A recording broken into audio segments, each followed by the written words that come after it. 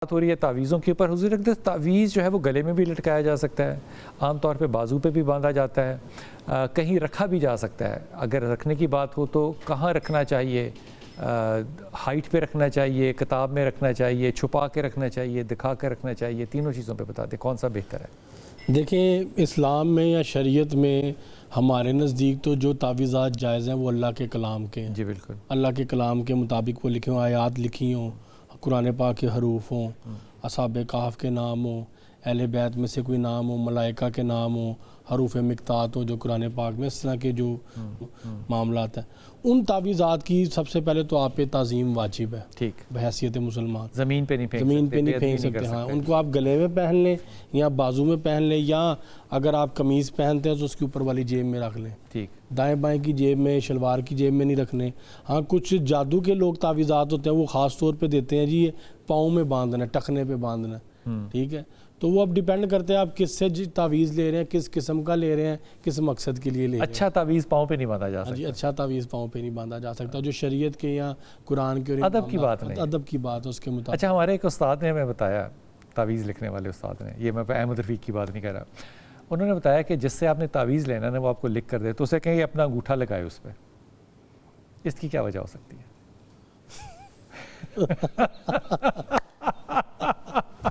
उसको फंसा दिया उन्होंने फंसा दिया, फंसा दिया, उसने तस्दीक करनी है। हाँ जी, उसने उनको कुछ लोग दस्तखत भी करते हैं अपने, हाँ, तो वो फंस गया। वो हर चीज़ का, उस तावीज़ के हर मामले का जिम्मेदार वो शख्स, वो खुद होगा। क्या बात है, अच्छी बात की है उस्ताद मोहतरम, आपने अच्छी बात सुनाई। शाज़िया है हमारे साथ। शाज़िया, अस्सलाम वालेकुम। वालेकुम सलाम सर। जी मेरा अल्लाह का शुक्र बेटा। सर मुझे 3 सवाल करना है, उसके बाद नहीं कॉल ड्रॉप करना, ठीक है? जी बेटा। सर ये सवाल करना है, तो मैंने अल्लाह का शुक्र है 5 वक्त नमाज पढ़ती हूँ, कुरान की तिलावत करती हूँ, फिर भी मुझे टांगों में दर्द, बाजू में दर्द, पेट में, कभी सर में दर्द। शाज़िया, तिलावत और नमाजों का तिब्बी मसाइल से क्या ताल्लुक है? फिर भी वो लोग कहते हैं कि जादू वगैरह हो या कुछ भी, हाँ, फिर भी मुझे बहुत दर्द होता है। मैंने बहुत मेडिसिन ली है, डॉक्टर से मशवरा लिया, पर कुछ फर्क नहीं पड़ता है। आप क्या मेडिसिन लेती हैं? मैंने अभी कासम बात से ली है मेडिसिन डॉक्टर से, पेट के लिए? हाँ, इंश्योरेंस खीर पीती हूँ, बहुत तावीज़ वगैरह, पर मुझे कोई फर्क नहीं पड़ता है। अच्छा, पहले मैं शाह साहब से बात कर लूँ फिर आपसे अर्ज़ कर। तो शाज़िया, आप शादीशुदा हैं? नहीं शादीशुदा नहीं, मैं बस पढ़ती हूँ। कितनी उम्र है आपकी बेटा? सर मेरी 20 साल एज है। और 20 साल की उम्र में आपने इतने मसाइल पाल लिए, टांगों में भी दर्द कर ली, हाँ पेट सर में भी बहुत दर्द कर है। जी सर बहुत दर्द है। शाह जी क्या करें? पहले तो अपने तमाम मेडिकल टेस्ट कराएं, ठीक है। इनके कुछ मेडिकल मसाइल निकल आएंगे, उसके मुताबिक फिर इलाज करवाएं। ठीक, अपनी बॉडी का ना कंप्लीट टेस्ट करवाएं, फिर उसके मुताबिक अगर नहीं समझ में आता तो फिर किसी रूहानी बंदे की तरफ रुजू करें, पहले इनको मेडिकल टेस्ट करवाना। शाज़िया देखो, ये बड़ी अच्छी ना फ़ारूक शाह साहब ने बात की। उन्होंने कहा कि पहले आप अपने तिब्बी मसाइल जो है ना उनको हल कर ले। ये जब हम कहते हैं ना कि मैंने बड़े डॉक्टरों से मशवरा किया, वो सारे डॉक्टर जो होते हैं ना वो मेरे गली के अंदर ही रहने वाले होते हैं, सो वो डायग्नोज नहीं कर पाते। मिसाल के तौर पे अगर मैं आपको बड़े अदब के साथ ये अर्ज़ कर रहा हूँ, मैं आपसे ये आपको IBS है, मैं मिसाल दे रहा हूँ, आप इस बात को बहुत संजीदा, वैसे मैं आई मीन इट कि IBS है आपको, इसे कहते हैं इरिटेबल बाउल सिंड्रोम। सो ये बुनियादी तौर पे होता है एंग्जाइटी डिसऑर्डर की वजह से, और एंग्जाइटी डिसऑर्डर आपको पक्का है। और वो जो आप दर्द की बात कर रही हैं जोड़ों की, आप सबसे पहले अपना यूरिक एसिड टेस्ट कराएं। अगर पहले तो आप जाकर सुबह लेबॉरेटरी जाएं, बग़ैर नाश्ता किए, रात को खाना खाना है ना आपने 5, 6, 7, 8 बजे, उसके बाद आपने सुबह 5, 6, 7, 8 बजे तक कुछ नहीं खाना, सिर्फ पानी पीना है। आप सुबह जाए और फास्टिंग के अंदर आपने अपने 3 टेस्ट कराने हैं। HB1C शुगर का होगा, उसके बाद आपने लिपिड प्रोफाइल कराना है, और उसके बाद आपने यूरिक एसिड कराना है, और CBC कराना है। ये टेस्ट लेकर डॉक्टर के पास जाओगी, वो आपको इसका टांगों का इलाज जो है वो बिल्कुल सही बता देगा। ये इतना ही नहीं जितना मैं बता रहा हूँ, लेकिन आपने टेस्ट जो है वो आपने महल्ले की लेबॉरेटरी से नहीं कराना, जो रिकग्नाइज्ड लेबॉरेटरीज़ हैं उनसे करवाना है। अल्लाह ताला खैर करेगा, आपको कोई रूहानी मसला नहीं है, ये स्ट्रेस की वजह से आपको इरिटेबल बाउल है जिसकी वजह से आपका पेट ख़राब रहता है, लेकिन आप फास्टिंग में जाएंगी तो ये भी दुरुस्त हो जाएगा इंशाअल्लाह ताला। जी अस्सलाम वालेकुम। नसीमा। हेलो जी नसीमा। हेलो जी नसीमा बेटा, वालेकुम सलाम। मुझे औलाद का मसला है। मेरा औलाद होती है मगर पेट में इंतकाल हो जाता है। नसीमा आपकी कितनी उम्र है और आपके शौहर का नाम क्या है? मेरे शोर का नाम आमिर है। अच्छा नसीमा आपकी कितनी उम्र है इस वक्त? 35 साल।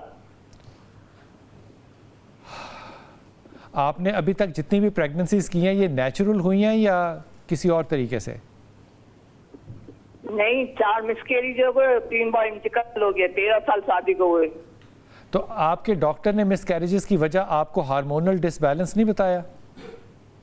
नहीं, कुछ ही रिपोर्ट बिल्कुल क्लियर आती नहीं नहीं नहीं नहीं नहीं, कौन कह रहा है रिपोर्टें बिल्कुल क्लियर आ रही हैं आपकी? या आप रिपोर्टें कहाँ से, घर की लेबोरेटरी से करा रही हैं? रिपोर्ट करा रहे हैं। नहीं नहीं नहीं नसीमा, पहले हार्मोन्स की कमी थी, हार्मोन्स ज्यादा बढ़ जाते थे, इसकी दवाई दी थी मुझे। तो फिर आप कह रही हैं रिपोर्टें मेरी ठीक थी बिल्कुल। अभी आपने मुझे बताया कि हार्मोन्स की रिपोर्टें गलत थी। तो हार्मोन्स का प्रॉब्लम है ना? हाँ हाँ हाँ, तो आप कैसे कह रही हैं रिपोर्टें ठीक आ रही हैं? ये बाकी तो सब क्लियर आ रही है, बस ये हार्मोन इस बात बढ़े हुए थे। हार्मोन्स का प्रॉब्लम सीमा आपको है और ये अब भी है और ये रहेगा। इसलिए आपने जिस भी गायनेकोलॉजिस्ट से मशवरा लेना है वो साइंसदान किस्म का गायनेकोलॉजिस्ट होना चाहिए जो आपको लुक आफ्टर करे प्रेगनेंसी के बाद। आपका जिसे कहना चाहिए ठहराव, ये लफ्ज़ जो है ना ये बड़ा लोकल किस्म का लफ्ज़ है, वो ठहराव नहीं बन पाएगा वूम के अंदर अगर हार्मोन्स का बैलेंस नहीं रहेगा। इसलिए आपको ट्रीटमेंट लेनी पड़ेगी और मुसलसल लेनी पड़ेगी और प्रेगनेंसी से 6 महीने पहले भी आपको ट्रीटमेंट शुरू करनी पड़ेगी। ये ट्रीटमेंट लेंगे तो बात आगे चलेगी, लेकिन जब से आप ये निज़ाम शुरू करें नसीमा, आपने अपनी सेहत का भी ख्याल रखना है, वॉक करनी है, एक्सरसाइज करनी है, अच्छा फूड लेना है, लेकिन हर वक्त आयते करीमा पढ़ते रहना है। ये इलाज है इसका। इसलिए आप ये कहें कि कोई आपके ऊपर कोई जादू नज़र तंग है, ऐसा नहीं है। मेडिकल प्रॉब्लम है, इसको पहले रिजॉल्व करें फिर आगे चलिएगा। और दूसरी बात, और मेरी मियाँ का नौकरी का भी पूछना था, 4 साल से इनका काम बंद है। क्या काम करते हैं मियाँ? ये जेलानी सेंटर नहीं है टावर पे, 11 माले की बिल्डिंग? हाँ हाँ हाँ, इसमें काम बंद हो गई है। कंप्यूटर और फोन इन मोबाइल का काम था। अच्छा, मियाँ से कहिए कि सूरह इखलास की तिलावत किया करे, अल्लाह उसके लिए रिज़्क़ के दरवाजे खोल देगा इंशाअल्लाह। अच्छा, इंशाअल्लाह। मियाँ का नाम क्या बताया था आपने? आमिर। आमिर, अच्छा बंदा है नसीमा, अच्छा बच्चा ही है। इसे कहिए कि सूरह इखलास पढ़े, अल्लाह इसका रिज़्क़ खोल देगा इंशाअल्लाह। और एक इनका भी मसला है, किसका? इनकी भी औलाद, मेरी बहन का नाम? फातिमा नाम है। फातिमा का गुस्सा देखा है आपने कभी ज़िंदगी में? कहाँ जाता है? अब कह दो नहीं है। ओ बेटा, फातिमा के शौहर का क्या नाम है? जब्बार। फातिमा से कहो एक तो शुक्रगुजारी करना सीखे, पहली बात, गुस्सा कम करे, नहीं ख़त्म करे प्रेगनेंसी के लिए। तीसरी चीज़, अपनी सिस्टिक ओवरीज का इलाज कराए। पॉलीसिस्टिक ओवरी, इसकी ये पेशेंट है हमेशा से। अब कह दो रिपोर्ट्स ठीक हैं, रिपोर्ट नहीं है ठीक। ये मुझे पता नहीं, ख़ास तौर पे जब कोई पेशेंट बात करता है ना तो वो ये क्यों कहता है रिपोर्टां मेरी सारियाँ ठीक नहीं, रिपोर्ट उसको भी पता होता है कि रिपोर्टें ठीक नहीं है।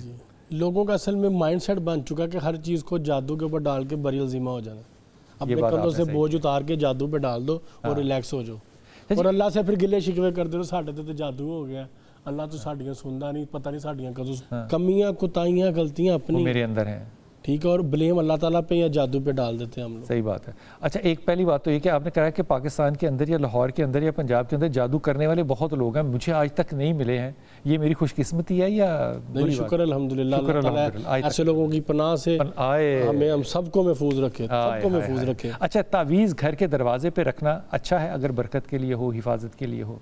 आमतौर पे एंट्रेंस के ऊपर लगाया जाता है। मैंने एक रवायत पढ़ी है, एक इमाम का फरमान है कि नीले रंग में, ये जो फिरोज़े का रंग होता है आपके बैकग्राउंड पे जो आ रहा है, इस रंग में अगर घर के बाहर बिस्मिल्लाहिर्रहमानिर्रहीम लिखो तो घर आफात और जादू और बुरी नज़र हसद से महफूज रहता है।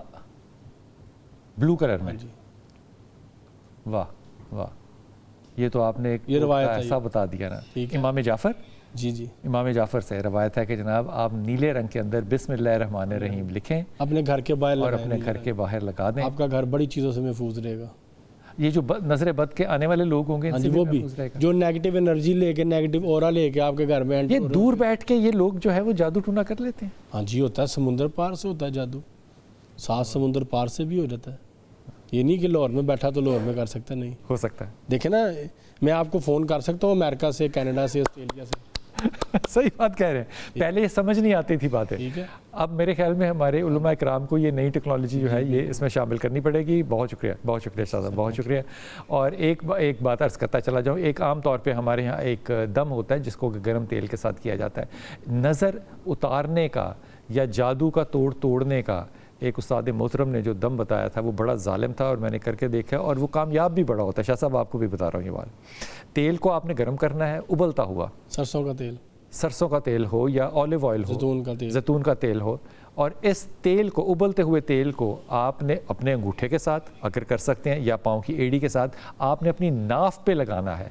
यकीन कीजिए, इसको करके देखिएगा, आपके ऊपर जितने भी बद असरात हैं वो यकीनन अल्लाह की रहमत से ख़त्म हो जाएंगे। अपनी दुआ में याद रखिएगा। अल्लाह आपको सानिया दे और सानिया बांटने वालों में से रखे।